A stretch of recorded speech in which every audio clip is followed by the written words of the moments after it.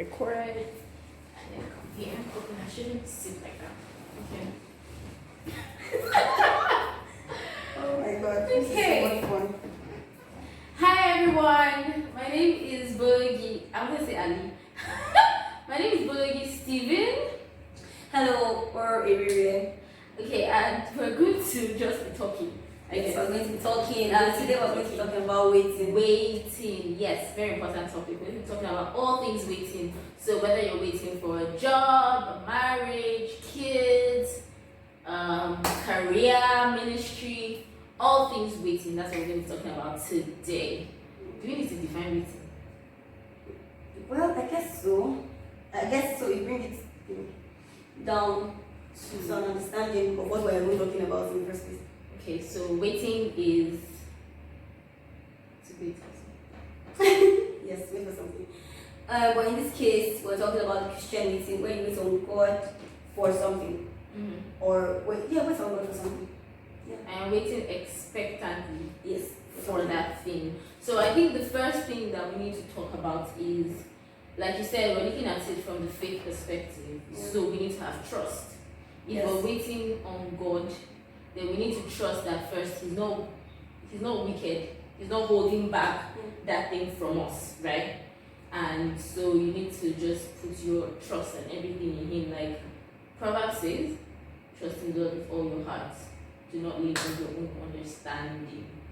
So yeah, I think that's the first thing. Just really trusting in God for whatever it is that you're waiting for. Yeah. And I think for me, the scripture that really comes is those that come to God must believe. What is the definition of it? You know, Hebrews 11. When you come to God, you must believe that He is, that He is God, and He's a rewarder of those who diligently seek Him. Mm-hmm. So I think that waiting is almost like a time of staying with Him. So you actually have to trust. Before you wait, you have to trust, Mm-hmm. which is also our faith, that He's a rewarder of everybody that waits on Him. Mm-hmm. He's a rewarder of everybody that seeks His face, you know. So now, another thing, for me, let me use myself as an example. I had this defense mechanism where when I want something and it's not happening, I start to say I don't want it. Okay. So for example, I want a job, a particular job, Okay. and it doesn't look like it's going to come. So I'm going to be like, oh no, I don't really care about that job. I know I actually have my eyes on something else. Not because it's true, but just so I don't become embarrassed. And if it doesn't come, exactly. So I think another thing we need to like pay attention to in the wait season is to just not be in denial. To be honest to God and to yourself. If you read through Psalms, for example, like specifically from like 68 to about 70 or so, oh my God, like David was so bad, you know, he just said it as it was, like I'm waiting and I'm not finding it funny, I'm discouraged and whatever it is. Just feel free to take those emotions to God and not like be in denial and be like, oh, I don't really want the husband, you know, I'm fine all by myself, when you really are not, you know, because God already knows anyways. I think that brings to mind surrender, just surrendering. And I don't think we can do anything in life without just surrendering to God totally. Like, God, this is it. I am waiting on you. Generally, like, God, this is it. I am waiting on you. Lord, this is it. I'm seeking you for this thing. Lord, this is it. Like, vulnerable. Yeah. You have to be vulnerable with God. You have to be 100% vulnerable with God in your wait season. Yeah. So there was something you pointed out when we were preparing for this, and you're talking about those that if you receive a prophecy and it doesn't, can you? Oh, okay, yes. So if you receive a prophecy, right, it's easy for you to run with it without the preceding word. Now, prophecy is, you know, they prophesy on you, you know, you're going to be president or you're going to get married, right? You know, you're going to get married 2020 is your year, you know, you say amen. So 2020 is your year, amen. And then all the brothers that now come to church now look very, sumptuous to you. all right to your eyes. And then you lose focus on the God that you came to church to serve, and then you're looking for husband, basically. So you now get into a season where you're looking for husband because of a prophecy. You know, we have to believe that God is able to work out the word that He speaks. When He gives His word, He gives His word. Like the word is finished. It's finished work. The word doesn't come to Him void. That's what Scripture says. So when He gives His word, it's finished. He has already worked it out. You know, instead of looking for the husband, you can actually trust Him, because looking for the husband will put you in a situation, in messy situations, you know, where people that you are supposed to mentor, have a different kind of relationship with, you know, you're now looking at them with the eyes of relationship, and you're hurting yourself, and you're hurting them, and you're soiling relationship, and we're in church, you know. Or even at work, you start looking at your boss or your colleague with husband eye, you know, and then because that's really not your husband, you now go sad, and then you can't go to work again because now your boss is now your ex, or your ex situation is just, it can just be at messy. this point, you know, you're in a messy situation, and then you have a problem that you created by yourself. You know, not to say it's not tempting to run with the word, not to say it's not tempting, but there's always a preceding word. You kind of have to wait on the Lord for when He says, "Oh, you're going to have husband 2020." When you get and when you see the boy and he's looking like maybe it's your husband, you know, you can have to ask again, like, God, is this the man? So that He can tell you, so you don't go on a wild goose chase or on a frolic of your own. Yeah. And something very important that is the preparation while you wait.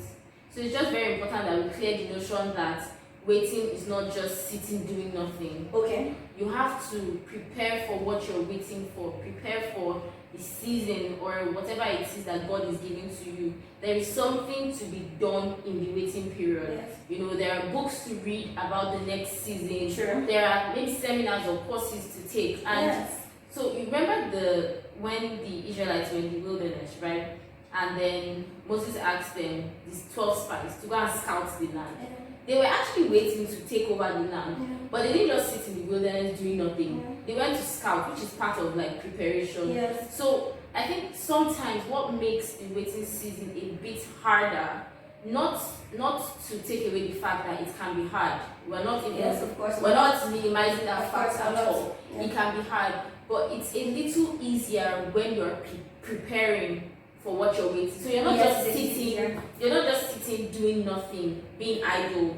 You're actually improving yourself. You're working towards that thing, because there's nothing worse than opportunity meeting you unprepared. Oh yes. When that happens, your entire waiting season looks like it has become a waste. So for example, you're waiting for a job, and you know, on one particular day, you get into the elevator with the CEO of the company that you've actually been applying to, and you have nothing to say. You don't have any research done about the company. You don't even know that's the CEO, because I mean, you don't know anything, but this is a job you're looking for. So there's something to be said about preparing for what you're waiting for. God usually takes us even in seasons. You know, prophecy is, God can give you any prophecy. He can tell you you'll be president, but it might have like a season. See David. You know, see David. Classic story, you know. By the time David became king, he had a strong back. All his back was thick because he had gone through so much, you know. So there are processes. I think there was a season God just told me, this is your teaching season. Now He said this is your teaching season as a preceding word of another prophecy, you know. And then I realized that I was in a teaching season, and I even, you know, did what we are saying not to do, like a little, you know, before I was stopped. So I just started reading books, which I don't think that's, you know, that what I did was bad. I mean, it wasn't hurting anybody. I started reading books, you know, regarding what the Lord had said, only for me to just be taken by a wind. I had too many meetings that period, teaching meetings, and all the books I had downloaded because I had heard I was in a teaching season. Well, they're still on my phone, you know. So whatever teaching I needed to be taught of whatever, you know, the Lord wanted me to have at that time, just came, you know. So I was just so proactive. Thank God I didn't hurt myself because it was, it was books that I downloaded. But this is an example of how we can just overshoot. We have to understand that no matter what has been said about you, no matter what has been prophesied, there are seasons, there's times and seasons. Times and seasons happen to us all. Yeah. You can get into a really hard season before you get into the open door. I mean, what St. Paul said, he said there is an open door, but there are many adversaries. So St. Paul could have said, the Lord, why have you forsaken me? But he realized that there was an open door. He said there was an open door, but he realized too that there were many adversaries. Mm-hmm. So your different seasons, you can go into a teaching. That teaching season must have been, is it hurtful to me? Because considering what the Lord I had seen and all that, why am I here? Learning again. I'm a grown woman, Mm-hmm. I studied law for how many years? Do I need to be taught, in my adulthood, my semi-adulthood, who knows?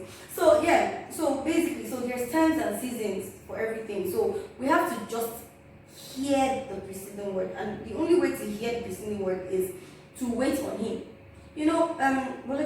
Waiting. Well, sometimes when you hear pictures of waiting, you also hear waiting based on prayer. So we're speaking about waiting based on any situation. But I've had teachers, I've listened to teachers that said waiting on the Lord, like praying.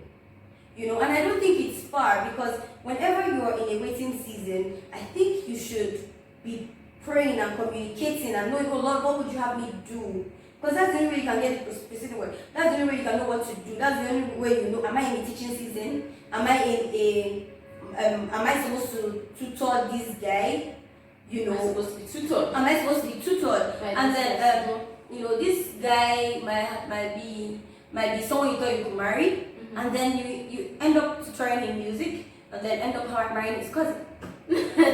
You understand? But you were not looking at him. If you were looking at him, you would have had a compromised relationship with him, and by the time the cousin would have compromised that entire relationship, and you would have been hard, and you are making confessions, and you can just do without. You start asking questions like, so what if you had a thing with the cousin? Can you now also still marry? And I think what you said is very important when you stay with God, because you can confuse preparation for trying to orchestrate. So what you think might be preparation might actually be you jumping the gun. Yes. But when you stay with God, when something is not right, it will not sit in your spirit. But if you're not staying with God, then it will be very easy to overlook those red flags which the Holy Spirit always gives us, and just jump the gun. And so, one more thing. Do you think that some people become comfortable in their place of wait? So you're waiting for, I don't know, a husband, right? And then you now become so comfortable and so used to where you're just supposed to be waiting that when it's time to transition, you have no idea. It now becomes a problem. You don't even know. You are now, first of all, you are afraid of the unknown, because this is now you have built your realities. You have built a house in a place that you are just supposed to be passing through. Yes. You have become very comfortable. You have a street named after you in a place that you have no business in settling. Do you understand?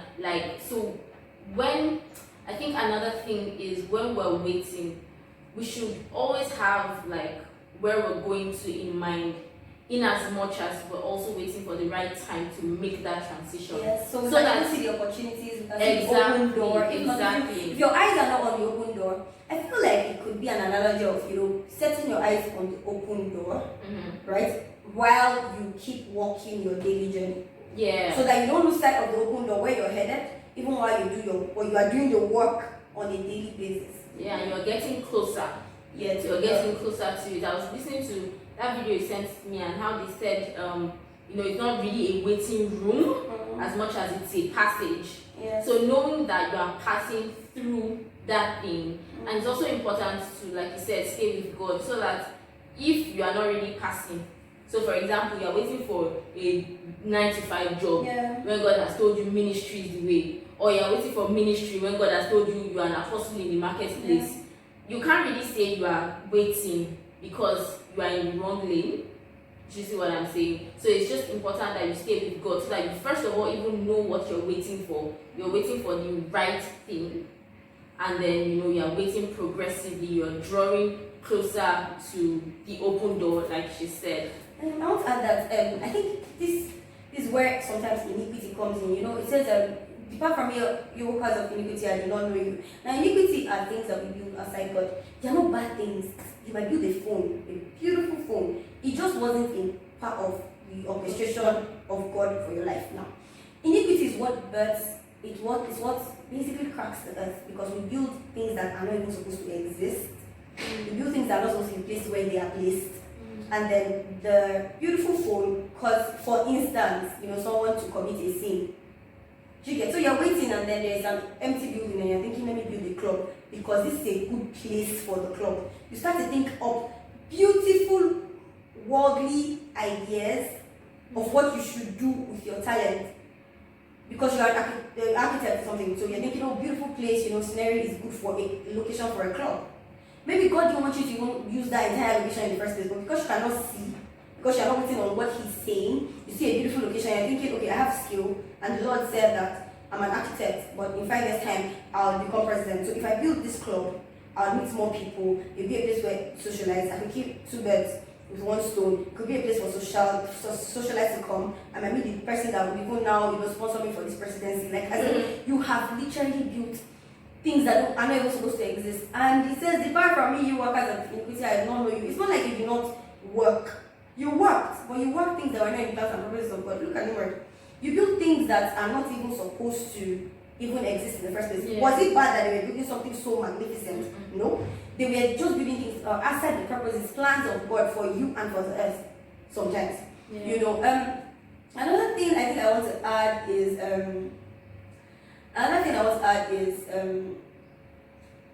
we're speaking about waiting. Let's not sound like we don't know it can be hard. Of course. Yeah. Because it can be hard. Mm-hmm. But the Bible says that even if in waiting there becomes a trying period, like St. Paul says, there were adversaries on the way. We know that His word says that He has overcome His adversaries. We know that His word will not come back to Him void. We know that His word already brings provision for the process of waiting. So that you don't ever have to feel alone. You don't have to feel like God has forsaken you. You don't have to feel easier said than done. Mm-hmm. But just a reminder that even as you stay on God, He has not forsaken you. Just because it hasn't happened now does not mean it will not happen.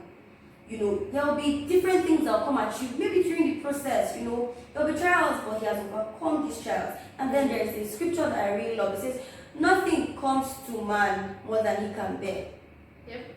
God is faithful. He will never let you go through something that you cannot bear. And even if it's something that, and even when the trials or the times or the seasons, He'll create a way out for you. And Isaiah says that those who wait on the Lord will renew their strength. In fact, another translation says that we'll get new strength or something like that. And you mount on wings like eagle. That means that at that point you're not. The Bible says that when we are weak, then He is strong. And God likes to show off. Yeah. So it's when you really cannot do it by yourself again, and you go to Him and like, oh God, this waiting thing, I can't, just down. He will renew your strength in ways that you will know that this thing is not me. Mm-hmm. And I think the final thing I want to add to this topic at this point now is most times waiting becomes even harder when you're living in comparison with other people. Oh yes. When we're not in competition with other people. Yes. So for example, it wasn't really hard to wait for a husband when you were 16. It wasn't. You were still single. Yes. In fact, you were more of a dependent. But when you're 20, it's still, it's getting real. 21, 22, 25. It now becomes like you are waiting. 28, 30, that's all. Why? Because you are still thinking, oh, I should be married by now. Yes, my mates are getting married. This. But the Bible says that the race is not the swift, nor the battle to the strong. Times and seasons and chance happens to us all. Because, so for example, you're waiting to marry. Somebody marries in 2012 and doesn't have a kid till 2020. Somebody else marries 2019 December and by the end of 2020 has a child. Yeah. So most times our waiting seasons become harder when we're living in comparison to other people. You're comparing what you think you should have with what another person has. Because if the other person didn't have it, you might not feel as bad. But once that person has that thing you think you should have, it now makes your waiting season even harder. So let's take away comparison. Put your eye on your race. Put your eye on your path. Yes, the race is not for the swift, as she said. And if you remember that scripture, it says, you will run and you will not faint if you wait on the Lord. Yeah. It means that you can be swift and you can run. But the only thing that will make you not faint is if you wait on the Lord. Yeah. That's only when you get your strength when you do. So I think any other thing. I don't think so. That kind of is Wraps it. up So waiting for we're us. just encouraging anybody, and the truth is that we are all waiting for something. Oh yes, we are. We're also, it's not even like we're encouraging those waiting. We're encouraging ourselves. Because we had this conversation. We are And then we waiting thought, yes. for something, one thing or the other, and Yes. we know that everybody is waiting for one thing or the other. So we're encouraging ourselves collectively to trust, wait on God, and know that He always has our best interest at heart. Thanks for joining us. Bye.